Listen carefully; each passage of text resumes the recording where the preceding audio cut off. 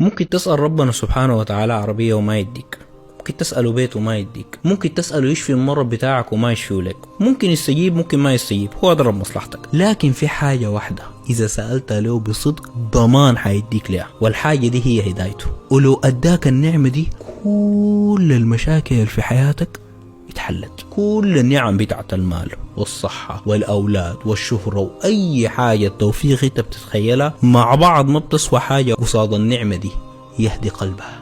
في ناس عندهم أي حاجة انت ممكن تتخيلها بتجيب السعادة، لكن هم حزينين لدرجة ان هم بيقوا بيلجأوا للمخدرات والكحوليات عشان يهربوا من الواقع. لانه لما انت تجتهد عشان تجيب اي حاجة انت متخيلها بتجيب السعادة وبعدين ما تلقى السعادة، اللي بيحصل انه الفجوة جواك بتكبر، والحاجة دي حاجة مؤلمة شديد. وفي ناس في الجانب الثاني خسروا كل شيء، زي مثلا اخواننا في فلسطين حيروا العالم، الواحد يكون خسر اولاده وخسر بيته وخسر كل ما يملك، ولما تتكلم معاه يقول لك الحمد لله بابتسامة، حتى بتشوف السعادة في وشه. تقول له انت كيف سعيد كده؟ يقول لك امور تمام الحمد لله. عشان كده السعادة الحقيقية دي ما بتلقاها في اي حاجة اللي يديك لها ربنا سبحانه وتعالى. ودي واحدة من الحاجات اللي انا دايما بقول للناس، انت لما تيجي تطلب اي دعاء ما تنسى الدعاء الاساسي، اللهم اهدنا فيمن هديت. والابتلاءات المصايب الكبيرة بتجيك دي بتكون في معظم الأوقات طريقة ربنا سبحانه وتعالى إنه يديك النعمة دي، نعمة الإيمان